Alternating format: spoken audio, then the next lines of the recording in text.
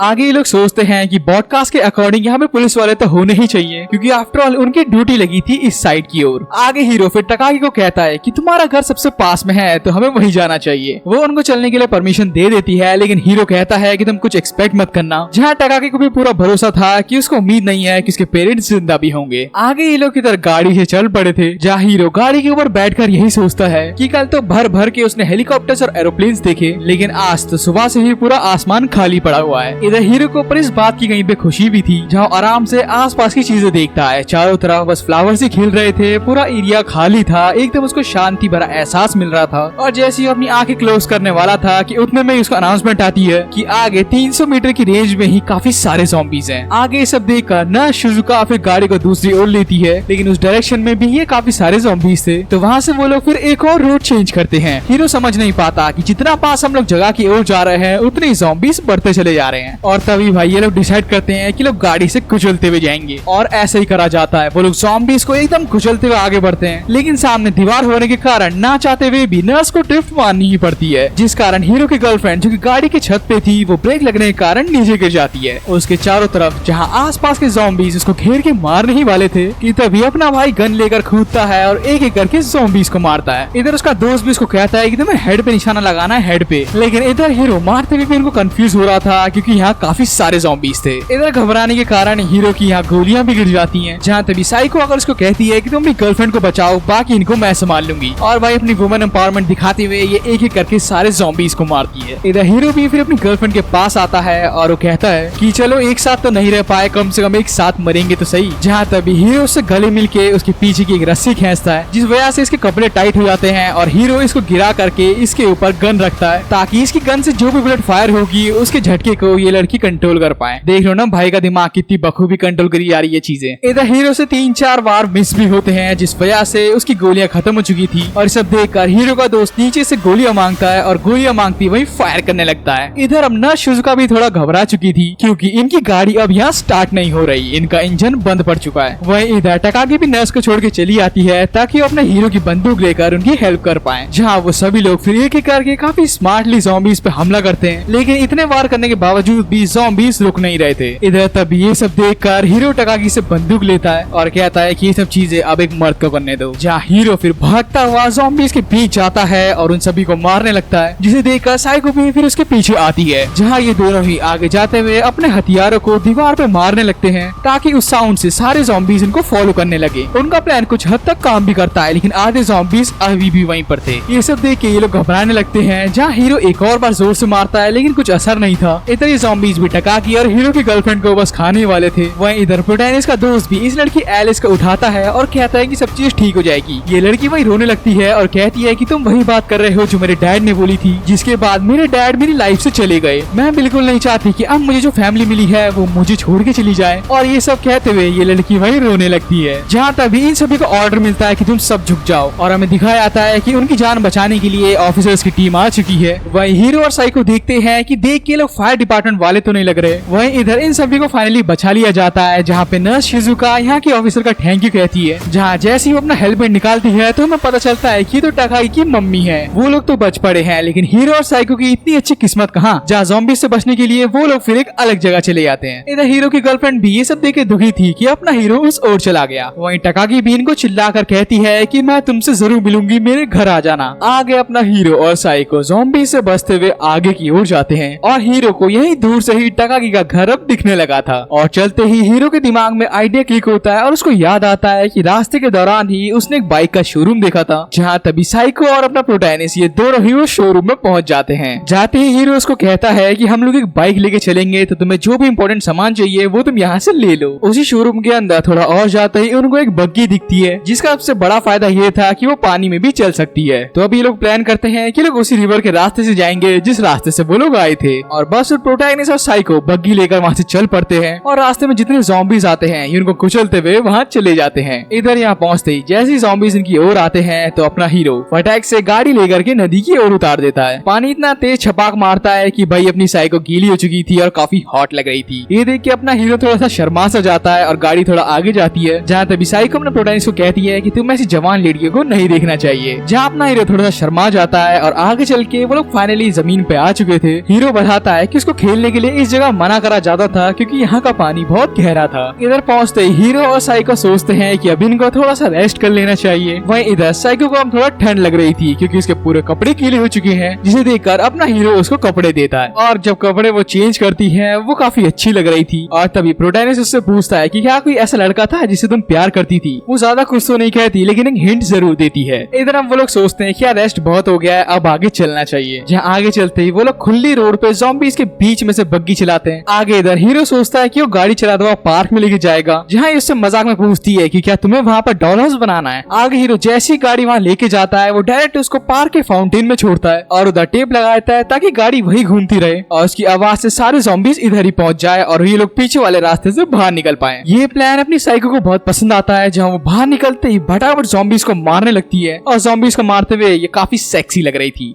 For real. ये काफी confidently तो सारे ज़ॉम्बीज मारती है, लेकिन तभी इसके सामने छोटे बच्चे आते हैं जो कि ज़ॉम्बीज बन चुके थे और अब ये लोगों को मारने में कतराती है क्योंकि वो सारे ज़ॉम्बीज एक बच्चे थे और अब ये बच्चे बस इसको काटने वाले थे कि हीरो आकर के उनको गोली मारता है और तभी अपना प्रोटैगनिस्ट और साइको ये दोनों ही वहाँ से भाग जाते हैं। जहाँ रात होते ही ये लोग एक मॉनेस्ट्री आ जाते हैं, जहाँ तभी हीरो वहाँ का दरवाजा बंद करके इससे पूछता है कि तुम्हें क्या हो गया था। वो इस बारे में कुछ बात नहीं करती, जहाँ अपना हीरो उसको कहता है कि बहुत रात हो चुकी है और जितना सामान हमारे पास है उसके हिसाब से हम लोग अब आगे नहीं जा सकते, तो बेहतर यही होगा कि हम लोग अगली सुबह का इंतजार करें। वेल ये बोल के फिर कुछ समय बाद ही वहाँ पे मोमबत्ती जलाता है और आसपास की चीजों को देखने लगता है। हीरो को वहाँ कुछ अच्छी अच्छी तलवारें भी मिलती हैं और तभी हीरो अपनी साइको को उसके कपड़े दे देता है और कहता है कि मैं पीछे वाले पर्दे में हूँ, तुम चेंज कर दो तो मुझे बताना जरूर। वेल कपड़े चेंज करने के बाद अपना हीरो बैग से इसको एक चिप्स का पैकेट देता है। ये लड़की फिर वहीं पे हंसने लगती है, जहाँ कुछ समय बाद ये अपने दिल की बात बता देती है कि क्यों डरी थी। हीरो उससे कहता है कि मुझे पता है तुम इसलिए डरी क्योंकि वहाँ पर छोटे बच्चे थे। वो उसको कहती है नहीं, मैं उस बारे में थोड़ा घबरा गई थी। तुमने जब मुझसे वहाँ पूछा था कि क्या तुम किसी को पसंद करती हो, हाँ मैं भी एक महिला हूँ और मुझे एक वक्त पे एक आदमी बहुत पसंद था, लेकिन क्या तुम उस लड़की से शादी करोगे जिसने एक मर्डर किया हो। हीरो ये सुनते ही एकदम शॉक हो जाता है। वो बताती है कि ये बात आज से 4 साल पुरानी है। जब रात को वो चल रही थी तो एक आदमी ने इसको हरास करने की कोशिश करी, तो इसने गुस्से में फिर उसका शोल्डर ही तोड़ दिया था। तब पुलिस वहाँ पे आती है। पुलिस वहाँ पे हर चीज देखकर मुझे मेरे घर भेजती है और उसके अगले दिन रात को ये आदमी फिर आता है, जहाँ आते ही मेरे साथ वही गलत हरकतें करने लगता है और मैं वहाँ पे एक्टिंग करती हूँ कि मैं घबरा रही हूँ, मैं खुश हूँ और तभी मैं मौका मिलते ही उसके सर पे जोरदार वार करती हूँ। ये सब करके मुझे काफी खुशी मिल रही थी, मुझे लोगों को मार के बहुत मजा आ रहा था और यही मेरा असली नेचर है। मुझे लोगों को और इन ज़ॉम्बीज को मारने में बड़ा मजा आ रहा है, लेकिन उन बच्चों को देखकर मुझे रियलाइज हुआ कि मैं तो शैतान बन गई हूँ। ये देखकर हीरो उसका हाथ पकड़ता है और फिर भाई इसको किस भी कर लेता है। ये होती है भाई प्ले बॉय वाली हरकत है, एक गर्लफ्रेंड है उसके बाद भी इसको किस कर लिया। वेल अगली सुबह अपना हीरो और साइको फिर मॉनेस्ट्री से बाहर निकलते हैं और सुबह सुबह के वक्त में हवा के कारण पत्तियों की आवाज से सारे ज़ॉम्बीज इनके ओर आ चुके थे। इधर अपना हीरो इनको मारने के लिए तैयार था, जहाँ पीछे वो साइको को देखता है और वो देखता है कि साइको तो पूरी तरह से घबराने लगी है, तो वही अपना हीरो पीछे जाकर भाई उसको दबाने लगता है और कहता है कि प्लीज तुम्हें स्ट्रांग बनना होगा, एटलीस्ट मेरे लिए तो बनो। लेकिन भाई इस बात का मुझे कोई सेंस नहीं लगा, मतलब ये बंदा उसको दबा भी रहा है और उसको स्ट्रांग बनने को भी बोल रहा है, कोई सेंस है इस चीज का? जहाँ भाई ये लड़की भी एकदम स्ट्रांग फील करती है और एक ही बार में 3-4 ज़ॉम्बीज को पेल भी देती है और आगे इसको ज़ॉम्बीज मारने में बहुत मजा भी आ रहा था। ये लोग फिर मोनेस्ट्री छोड़ के आगे जाते हैं जहाँ लड़की इसका हाथ पकड़ती है और अब भाई ये ऑफिशियल कंफर्म था कि ये दोनों अब बॉयफ्रेंड गर्लफ्रेंड्स हैं। वहीं इधर हीरो का दोस्त और ये लड़की एलिस वेट करते हैं पीछे के रास्ते से, क्योंकि इनको पता था कि अगर वो लोग यहाँ आएंगे भी तो पीछे का रास्ता ही लेंगे। जहाँ दूर से हमें दिखाया जाता है कि अपना हीरो और साइको वहाँ से आ चुके हैं। ये देख के टकागी को काफी जेलस फील होता है और वहीं पे छोटी बच्ची भागते हुए इनसे गले मिलती है। वहीं इधर भाई हीरो की ऑफिशियली गर्लफ्रेंड बन चुकी थी, जहाँ हीरो मनी मन कहता है कि मैंने इधर इसका काला सच अपना लिया है और अब ये मेरी ही रहेगी। मतलब भाई यहाँ बंदों को एक नहीं मिल रही है और ये बंदा दो लेकर चल रहा है। इधर हम देखते हैं कि हमारा प्रोटैगनिस्ट स्टोरी को आगे बताता है कि कैसे प्रोटैगनिस्ट और साइको को एक दिन हो चुका है टकाई के घर पे रहकर और काफी टाइम बाद ये पहला दिन इनका एक नॉर्मल दिन की तरह जा रहा है। हर चीज एकदम शांत हो रखी है, किसी तरह का ज़ॉम्बी अटैक नहीं हो रहा। वहीं दिखाया जाता है कि हीरो अपनी पहली वाली गर्लफ्रेंड के रूम में था, जहाँ इसकी गर्लफ्रेंड का नर्स शिजुका ने मसाज किया था। वो अपने प्रोटैगनिस्ट पे चिल्लाती है कि तुमने मेरी चेस्ट को इस्तेमाल करा ताकि तुम गन शॉट कर सको, जिस वजह से मुझे छाती में बहुत दर्द हो रहा है, तो बेहतर यही होगा कि तुम यहाँ से चले जाओ। इधर नीचे जाते ही हीरो दो लोगों को काम करता देखता है, जहाँ हीरो कोशिश करता है कि वो इनकी मदद करे, लेकिन वो लोग मना कर देते हैं। तभी साइको उसके पास आती है एक नई ड्रेस में, जिसे देखकर हीरो उसको कॉम्प्लीमेंट करता है। इधर फिर ये लड़की भी आती है, जिसे देखकर अपना हीरो बहुत खुश होता है। आगे चल के हीरो की मुलाकात टकागी से होती है और हीरो को समझ नहीं आता कि टकागी इससे किस बात पे नाराज है। इधर फिर टकागी की मॉम अपने हीरो के पास आती है। वो उनको कहती है कि तुम्हें तो अब इस चीज की आदत पड़ चुकी होगी ना, आफ्टर ऑल तुम लोग बचपन से ही दोस्त हो। हीरो कहता है कि हाँ थोड़ी बहुत आदत पड़ चुकी है। जहाँ हीरो उनके घर की तारीफें करता है। वो बताता है कि उसको पता था कि आपका घर बढ़िया होगा, लेकिन इतना बढ़िया होगा हीरो को इस बारे में कोई अंदाजा नहीं था। इधर टकागी अपने इस क्यूट दोस्त से मिलने आती है और वो बात करती है कि तुझे तो काफी मजे आ रहे होंगे ना यहाँ पे। वो बताता है कि हाँ यहाँ पे सारे इक्विपमेंट है, पानी बिजली सब आ रही है, तो मुझे मजे ही आएंगे। फिर वो उसको बताती है कि ये चीजें परमानेंट नहीं रह सकती, हम यहाँ पे नहीं रह सकते परमानेंट। वो बताता है कि क्यों, ऐसा क्यों नहीं हो सकता। वो बताती है कि बिजली और पानी को भी मेंटेन करने के लिए लोग चाहिए होते हैं और सिर्फ कुछ ही लोग हैं जो ये सब कर पा रहे हैं। इनके जाने के बाद क्या होगा। वहीं हीरो और टकागी की मम्मी बात करते हैं कि ये जितने भी नेचुरल पावर प्लांट्स हैं, इनमें भी लोग हैं जिनकी फैमिलीज हैं, तो हमें बसें भेज के सिर्फ उन्हीं को लाना पड़ेगा जिनके अंदर पावर होगी सर्वाइव करने की। इधर एक आदमी इस लड़के को कहता है कि ए बच्चे, ये असली गन है ना, इससे थोड़ा दूर रहो। तभी टकागी उस टेक्नीशियन को शांत रहने को कहती है, क्योंकि ये बंदा इनकी गाड़ी ठीक करने आया था। इधर टकागी अपने इस दोस्त को बताती है कि हमें जल्द से जल्द यहाँ से निकलना पड़ेगा, क्योंकि यहाँ पे सारे लोग एडल्ट्स ही हैं। वहीं इधर हमें प्रोटैगनिस्ट दिखाया जाता है जो कि यही सोचता है कि टकागी उसकी बात नहीं मानेगी। इधर हम देखते हैं कि सारे के सारे ग्रुप मेंबर्स प्रोटैगनिस्ट की गर्लफ्रेंड के रूम में इकट्ठा हो चुके हैं। इधर टकागी इन सबसे बात करती है कि अब हम सभी को अलग होना पड़ेगा। साइको भी उसकी बात सुन कहती है कि तुम्हारे पास दो ऑप्शन है, या तो तुम हमारे ग्रुप में रहो या तो अपनी फैमिली के साथ। प्रोटैगनिस्ट उनको समझाते हुए कहता है कि हमें अलग ही क्यों होना है, पूरी स्ट्रीट्स में तो ज़ॉम्बी भरे पड़े हैं और इधर तुम्हारे पापा ने सारी चीजें कंट्रोल कर रखी हैं और तुम्हारी मॉम का भी एक सेपरेट प्लान बना हुआ है। इधर हम देखते हैं कि टकागी बहुत गुस्से में कहती है कि मुझे अपनी मम्मी पे गर्व है, पहले भी था और आज भी है, और मेरे मम्मी पापा को जब ये बात पता चली कि ये सब चीजें हो रही हैं, तो इन्होंने सबसे पहले अपने मेंशन और अपने आसपास के लोगों को बचाया। लेकिन इनको रत्ती भर भी मेरी कोई परवाह नहीं हुई। इनको ये लगा कि मैं तो पावरफुल हूँ और मैं तो बच जाऊंगी, मैं इनकी इकलौती बेटी हूँ, इनको एक बार तो इसके बारे में सोचना चाहिए था। ये सब चीजें वो बहुत गुस्से में कहती है, जहाँ अपना हीरो फिर डायरेक्ट उसको उठा लेता है और कहता है कि अपना मुंह बंद रखो, तुम्हारी सिचुएशन हमारी तरह ही है, लेकिन बस फर्क इतना है कि तुम्हारे पास एक सेफ मेंशन है और तुम्हारे मम्मी पापा तुम्हारे साथ है। हमारा क्या, हमारी तो कोई फैमिली भी नहीं रही। अपना हीरो फिर उसको नीचे रखता है, जहाँ समझ चुकी थी कि हीरो क्या बोलना चाहता है। और फिर तभी इनको काफी सारी गाड़ियों की आवाज सुनाई देने लगती है और जैसे ये लोग बैल्कनी के बाहर जाते हैं, बाहर वो लोग देखते हैं कि टकागी के फादर एक ज़ॉम्बी भी लेकर आए हैं। जहाँ टकागी के फादर सभी को एड्रेस करते हुए कहते हैं कि मेरा दोस्त है, तो इसको रिस्पेक्ट देने के लिए आज मैं इसको आपके सामने मारूंगा। और गेट खुलते टकागी के फादर तलवार से ही उसकी गर्दन अलग कर देते हैं, जहाँ इसकी गर्दन उनके फाउंटेन में जाके गिरती है। और उसके फादर वहाँ पे कहते हैं कि बच्चे हो, बूढ़े हो, अपने हो, पराए हो, ऐसे जो भी दिखे उन सभी को मारने को तैयार रहे आप लोग। इधर बैल्कनी से ये सब देखकर ये लड़का कहता है कि तलवारें बहुत कमजोर हैं। जैपनीज तलवारों का काम होता है कि जब भी वो हमला करे वो डायरेक्ट बोन पे मारे और 3 बारी करने के बाद ही तलवार वीक पड़ने लगती है। इधर साइको कहती है कि मैं अपनी ट्रेनिंग के दौरान यही समझ पाई हूँ कि असली स्वॉर्डमैन अपने दिल से लड़ता है। तभी लड़का कहता है कि अगर स्वॉर्डमैनशिप इतनी अच्छी होती तो 3 बारों के बाद भी तलवार कमजोर नहीं पड़ती। जहाँ टकागी इसको शांत रहने को कहती है और ये लड़का गुस्से में वहाँ से चला जाता है। इधर अपना प्रोटैगनिस्ट फिर उसके पीछे जाता है और सोचता है कि इससे आर्ग्यूमेंट करेगा। जहाँ तभी ये लड़की एलिस इसके पास आती है और कहती है कि प्लीज उनसे बात ही करना। इधर अपना हीरो फिर सीढ़ी से नीचे जाता है और रियलाइज करता है कि स्प्रिंग के टाइम पे उनके टीचर ने उनको एक हिस्टोरिकल कहानी सुनाई थी, जहाँ पे 2 तरह के लोग होते थे, एक जो उसी जगह पे रहते थे और दूसरे कुछ चीजों की तलाश में बाहर की ओर जाते थे और आते वक्त वो लोग बोट से वो सामान लेकर उसी जगह वापस पहुँच जाते थे। और लगता है कि मैं भी शायद इसी जगह पर ही हूँ। वहीं तभी ये लड़की भागते हुए अपने प्रोटैगनिस्ट के पास आती है और कहती है कि वो भैया परेशानी में है, जहाँ हमें दिखाया जाता है कि टकाई के फादर और उनके कुछ लोगों ने इस लड़की को घेर लिया है और वो चाहते हैं कि इसके पास जितनी बंदूकें हैं वो उनको वापस दे दे। इधर ये लड़का अड़ा हुआ था, ये बिल्कुल नहीं चाहता था कि ये गन इन लोगों को दे दे, क्योंकि इसका ऐसा मानना था कि उससे ज्यादा बढ़िया कोई भी इस गन को नहीं चला सकता। जहाँ थे भी टकाई के फादर इससे पूछते हैं कि तुम्हारा नाम क्या है। ये लड़का घबराते हुए कहता है कि इसका नाम हिरानो है, और टकाई के फादर फिर कहते हैं कि तुम्हारी आवाज से समझ चुका हूँ कि यहाँ आने से पहले तुमने काफी दुख दर्द देखे हैं, तो मैं ये मान सकता हूँ कि तुम्हें ये गन्स लौटानी नहीं है। जरा मुझे ये बताओगे कि तुम किस चीज में बेस्ट हो। अपने हिरानो के पास इस बारे में कोई जवाब नहीं था कि तभी अपना प्रोटैगनिस्ट वहाँ पर आता है और ये कहता है कि इसने आपकी बेटी को बचाया है और इस काम में ये एक्सपर्ट है। प्रोटैगनिस्ट बताता है कि जब से इधर वॉर शुरू हुई है, ये ज़ॉम्बी अटैक हुआ है, तब से लेके अब तक अगर आपकी बेटी जिंदा है तो हिरानो की बदौलत ही है। तभी वहाँ पे साइको भी आती है जो कि अपने हिरानो का सपोर्ट लेती है और आखिर में टकाकी और ये पूरी टीम आके कहते हैं कि हिरानो ने हमारी बहुत हेल्प की है। वहीं इधर कोने में ही हमें दिखाया जाता है कि शाम के वक्त एक बंदा शिंडो टीचर को कॉल कर रहा है और कह रहा है कि ये लोग बहुत जल्द यहाँ से निकलने वाले हैं, तो शायद ये आपको एक्सेप्ट कर ले। और भाई ये टीचर बड़ा चालाक निकला, इसने अपने मैनिपुलेशन स्किल से स्कूल बस में जितनी लड़कियां थी उन सबके साथ बहुत गलत काम करे। बस के बाहर एक लड़का भी था जो उससे भीख मांगता है कि इसको बस के अंदर ले लिया जाए, लेकिन ये सुनता नहीं है और आखिर में ज़ॉम्बीज़ उस लड़के को खा जाते हैं। इधर हम टकाकी को देखते हैं जो कि सारे स्पेशलिस्ट लोगों से कहती है कि वो इनको प्रोटेक्ट करेगी ताकि ये सभी लोग वाटर और इलेक्ट्रिकल प्लांट में जाकर अपना काम कर सके। ये लोग टकाकी से ही सवाल पूछते हैं कि तुम लोगों ने अभी तक इस वायरस का सोल्यूशन क्यों नहीं निकाला, और ज्यादातर लोग मर रहे हैं तो गवर्नमेंट क्या कर रही है, अभी तक उन्होंने कुछ स्टेप्स क्यों नहीं लिए। इन्हीं सवालों की भीड़ में एक महिला टकाकी को आके कहती है कि ये सब तुम्हारी चालें हैं, तुम अपनी पावर और ताकत के दम पे चाहते हो कि हम लोग गुलाम बन के उस पावर प्लांट में काम करें और तुम लोगों की बस बातूनी सेफ्टी होगी। आखिर में जैसे तुम्हारा मतलब निकलेगा तुम हमें ज़ॉम्बीज़ के हाथों मरने छोड़ दोगे। आगे ये महिला अपने सभी साथी को कहती है कि इसका बाप मासूमों की हत्या करता है और ये एक नादान लड़की है जो कि हमें कंट्रोल करना चाहती है। प्रोटैगनिस्ट इनको समझाने की कोशिश करता है जहाँ ये लोग उसकी बात भी नहीं मानते और अल्टीमेटली ये तीनों ही बाहर आके सोचते हैं कि अब ये क्या करेंगे। टकाई को बहुत गुस्सा आता है कि इन लोगों ने उसकी बेइज्जती करी, उसके पापा की भी बेइज्जती करी। इधर इनका दोस्त समझाता है कि इसमें इनकी गलती नहीं है, हम इंसानों की फितरत है कि हम उस चीज को एक्सेप्ट नहीं करते जो कि हमें पसंद नहीं आती। और उसके बाद उनके प्रोटैगनिस्ट को अपने पुराने दिन याद आने लगते हैं। आगे चल के इनका ये दोस्त इनको और ज्यादा बातें समझाता है और भाई इनकी बातें हीरो को अच्छी लग रही थी, जहाँ टकाकी और ये लड़का सोचते हैं कि इनका लीडर आज से प्रोटैगनिस्ट ही होगा। वहीं इधर हमें दिखाया जाता है कि टकाई के फादर साइको के साथ बैठे हुए हैं और वो उसको एक प्रीमियम एकदम जापानीज पुराने एरा की एक तलवार देते हैं और कहते हैं कि रख लो, आज से ये तुम्हारी हुई, तुम्हारे फादर ने मेरी बहुत हेल्प की थी तो एज अ गिफ्ट तुम इसको रख सकती हो। वो खुश होती है लेकिन वो कहती है कि ये गिफ्ट मेरे फादर को ही देना। आगे वो कहता है कि ये मैं तुम्हें इसलिए नहीं दे रहा क्योंकि तुम इसको डिजर्व करती हो, बेसिकली मैं चाहता हूँ कि तुम इससे मेरी बेटी को बचाओ। साइको उनको कहती है कि मुझे पता है आप अपनी बेटी को बहुत प्यार करते हो, लेकिन मुझे बात समझ नहीं आ रही, अगर आप उससे इतना ही प्यार करते तो आप उन्हें मेरे साथ क्यों भेज रहे हो। उसके फादर बताते हैं कि ताकि उसकी बेटी को थोड़ा एक्सपीरियंस मिल पाए और वो तुम लोगों के साथ सेफ ही रहेगी। साइको बता दिए कि हाँ, कोमोरो के साथ वो ज्यादा सेफ रहेगी। टकाई के फादर कहते हैं कि ये लड़के को मैं बचपन से जानता हूँ, ये काफी जवान और अच्छा आदमी बनेगा, लेकिन आज भी इसके दिल में कुछ न कुछ ऐसा चलता है जो वो ज्यादा बता नहीं पाता। और इधर हम देखते हैं कि भाई प्रोटैगनिस्ट अपने बेड से उठ चुका है और यही सोचता है कि उसको इन लोगों ने लीडर क्यों बनाया। तभी उसकी पहली वाली गर्लफ्रेंड आती है जो उसके साइड में बैठ के कहती है कि तुम स्कूल से ही काफी स्ट्रॉन्ग रहे हो, तो मुझे उम्मीद है कि तुम लीडर बनने के लायक ही हो। प्रोटैगनिस्ट सोचता है कि ये सीन तो एकदम इसेकाई एनिमे जैसा है। आगे इसकी गर्लफ्रेंड वन उसको कहती है कि तुम शुरुआत से ही कभी एकदम मासूम होपलेस होते हो और कभी एकदम ब्रेव होते हो, तुम काफी क्यूट हो और मेरे प्रति बहुत काइंड भी रहते हो, तो मैं चाहती हूँ कि चाहे कुछ हो जाए मैं जिंदगी भर तुम्हारे साथ ही रहना चाहती हूँ। और सुनते ही भाई ये बंदा इसको अपने बेड पे लेटाता है और बाकी समझ जाओ भाई, मैं ज्यादा बताऊंगा नहीं। तभी लड़की खड़ी होती है और अपने हीरो ने गलती से इसकी चोट पे हाथ रख दिया था, तो ये फिर बाहर उस नर्स के पास चली जाती है, जहाँ दरवाजा खोलते ही इसको साइको मिलती है। तो इसकी गर्लफ्रेंड नंबर 1 अपनी साइको से रिक्वेस्ट करती है कि अपने प्रोटैगनिस्ट के थोड़े साथ रहे ताकि उन्हें प्रोटैगनिस्ट को थोड़ा अच्छा लगे। इधर हम देखते हैं कि टीचर बस लेकर के वहाँ पे खड़ा है और स्टूडेंट को काफी वल्गरली कहता है कि तुम्हें बाहर जाकर इनको सेड्यूस करना है, और उन लोगों को कन्विंस कर लेती है कि लोग स्कूल से छूट कर आए हैं और इनको अच्छी जगह जाना है। इधर हम देखते हैं कि टकाई के फादर अपने प्रोटैगनिस्ट से पूछते हैं कि तुम्हारे पेरेंट्स कहाँ पर है। हीरो उनको बताता है कि मेरे फादर तो यहाँ से बहुत दूर रहते हैं और मेरी मम्मी तो एक ग्रेड स्कूल में टीचर है और जब से ये हादसा हुआ है तब से मैंने उनको नहीं देखा। मेरे साथ जो लड़की है राय, उसके पापा एक पुलिस ऑफिसर है, तो जरूर वो लोग ये स्टेशन पे ही होंगे, बाकी उसकी मम्मी उसके घर पे ही होगी। आगे टकाई का फादर उसको कहता है कि 2 दिन बाद मैं यहाँ से निकल जाऊंगा क्योंकि ये जगह धीरे धीरे डेंजरस हो रही है। इधर अपना प्रोटैगनिस्ट टकाई के फादर को बताता है कि उनके निकलने से पहले जितने भी लोग हैं वो उन सभी को बचा कर लाएगा। इधर हम देखते हैं कि अपना प्रोटैगनिस्ट एकदम रेडी हो चुका है और इधर नई तलवार के साथ अब साइको भी रेडी है उसके साथ जाने को। वहीं दूसरी तरफ हम लोग देखते हैं कि टीचर को ऑफिशियल ऑफिशियल्स ने बचा लिया है, जहाँ वो उसकी तारीफ करते हैं कि स्कूल से निकलने के बाद आपने बच्चों को काफी बखूबी संभाला, और तुम देख ही सकते हो किस तरीके से संभाला इस बंदे ने। इधर फिर ये चीफ कहता है कि जरूर आपके फादर ने आपको अच्छे से पाला होगा। तभी हमें बताया जाता है कि शिनो टीचर का फादर एक पॉलिटिशियन था। वो इतना सेल्फिश बंदा था कि उसने अपने मतलब के लिए इसकी मदर को छोड़ दिया था, जिस वजह से इसकी मम्मी ने वही सुसाइड कमिट करा। आगे चल के बंदा अपना घर छोड़ के एक अच्छा टीचर बनता है, और तभी हमें बताया जाता है कि इसको एक अननोन नंबर से कॉल आता है, जहाँ इसको बोला जाता है कि एक पुलिस वाले की बेटी तुम्हारे यहाँ पे पढ़ती है। इधर तभी भाई प्रोटैगनिस्ट की गर्लफ्रेंड भागते हुए इस टीचर की गर्दन पे नाइफ गन रखती है और कहती है कि तुम बहुत बुरे टीचर हो, तुम्हारी वजह से मेरे पापा को इतना सफर करना पड़ा। तुम ही हो जिसने मेरे मार्क्स को फ्लक्चुएट करा। मेरे पापा चाहते तो तुम्हें और जिसने तुम्हें कॉल किया था उन दोनों को ही पकड़ लेते, लेकिन उन्होंने ऐसा नहीं करा। जहाँ टीचर कहता है तो क्या तुम मुझे मार करके क्रिमिनल बनोगी, जबकि तुम्हारे पापा तो एक पुलिस ऑफिसर हैं। तभी लड़की चिल्लाती कहती है कि तुम चुप रहो, तुम्हारे पास बोलने का अधिकार नहीं है। तभी वहाँ पर टकाई के फादर आते हैं और कहते हैं कि बेटा अगर तुम्हारे साथ ये सब हुआ है तो तुम्हें जरा भी झिझकना नहीं चाहिए और इस पे हमला कर देना चाहिए। इसे देखकर प्रोटैगनिस्ट को रोकने की कोशिश करता है, लेकिन साइको उसका हाथ पकड़ लेती है। और तभी टीचर कहता है कि अच्छा अगर तुम्हें मुझे मारना है तो तुम मारो और जिंदगी भर अपने गम में जियो। क्या बस यही है तुम्हारी पढ़ाई? क्या बस इतना ही मैंने तुम्हें पढ़ाया था जो तुम मुझे आज मारोगी? काफी सोचने के बाद हीरो की गर्लफ्रेंड अपनी गन डाउन कर लेती है और वो टकाई के फादर को कहती है कि इस टीचर को मारना मेरा सबसे बड़ा टाइम वेस्ट होगा। और फिर हमें दिखाया जाता है कि इस टीचर और इसके साथ के जितने स्टूडेंट थे उन सभी को उनकी बस में वापस डाल करके भेज दिया जाता है। वही हमें फिर समुद्र के नीचे सबमरीन का सीन दिखाया जाता है, जहाँ पे अमेरिकन आर्मी को प्रेसिडेंट की तरफ से ऑर्डर्स मिल चुके हैं और ये सभी लोग फिर भगवान का नाम याद करके